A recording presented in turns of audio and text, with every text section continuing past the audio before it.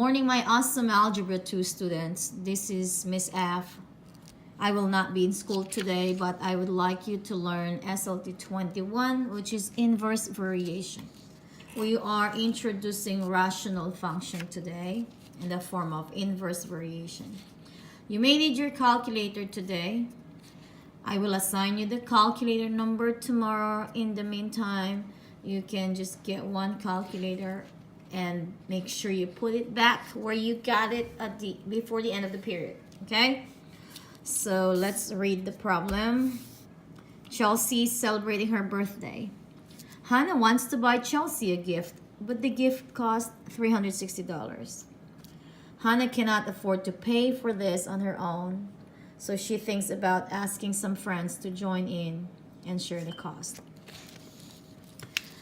Number one question, how much would each person spend if there were two people dividing the cost of the gift? So the cost of the gift is $360. There were two people sharing the gift. So each person has to contribute $180, correct? That's per person. How much would each person spend if there were three people dividing the cost of the gift? So if there were three people, you might want to do this with me, okay? Make sure you got your paper on from the algebra 2 bin. So 360 divided by 3, so that gives us $120 per person. You might need to try this also. How about 5 people? So then we have to divide $360 by 5. I think you can do this on your own. How about 10? How about 100? So 10 will be, so $360 divided by 10 is $36. How about 100? That'll be a lot, but a lot of people. But let's do it anyway. So that will just be $3.60 per person.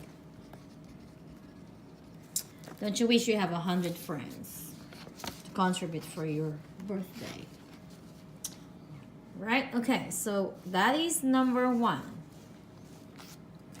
So review your answers for me before we work on number 2.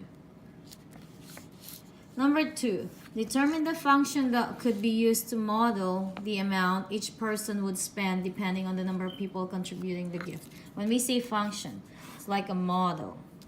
So this is like a model here. When they say a model, it's like an equation. You can use it for every value of x. That's why it's called a function or a model or an equation. All right. So I think for number 2, I can come up with a table of values where x represents the number of people contributing.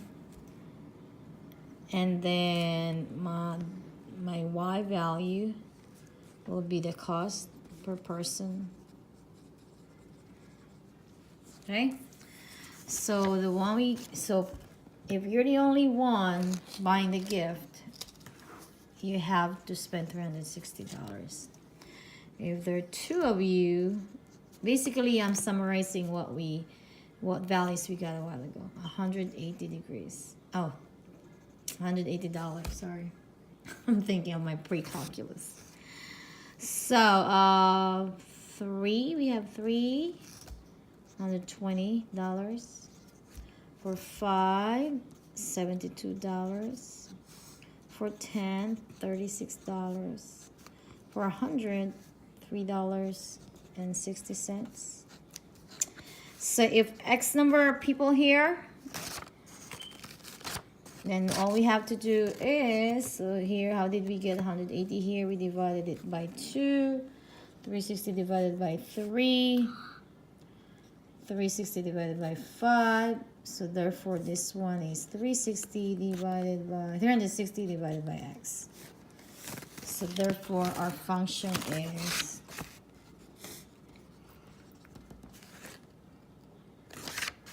y equals 360 divided by x, or f of x equals 360 divided by x. Okay? So that is our function. That is our answer for number 2. So what we just get here is actually a rational function in the form of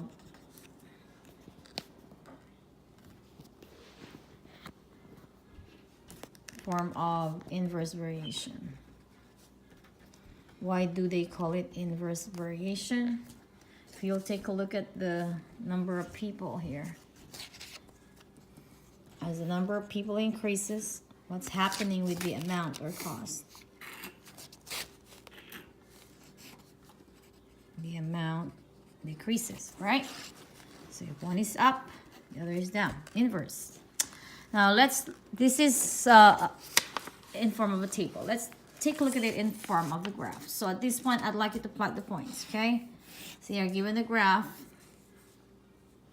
So if you will start with 1, then you should have the 360 here, okay? So 1, 360. So your graph should look like this. Your graph should look like this. Why? Because one person will spend 360. If there are 2, that person will spend $180, okay? There were 3 about here.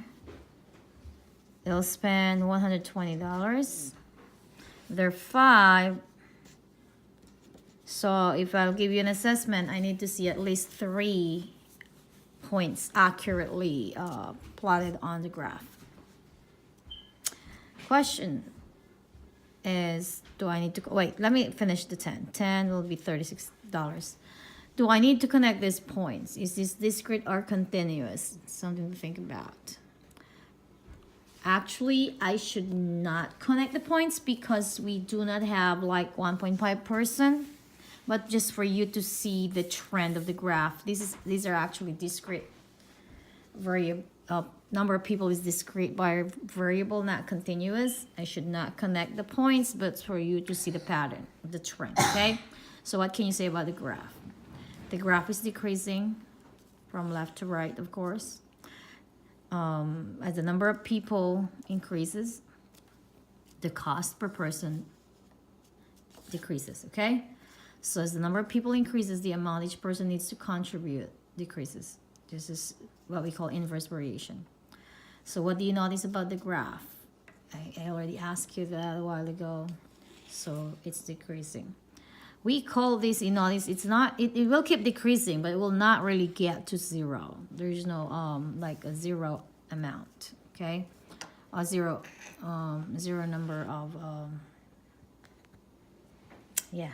And also I'm thinking about like 0 number of people here. So we call this vertical asymptote for a rational. This is rational function. When we say rational function, it's a function that can be written as a fraction, like in this form.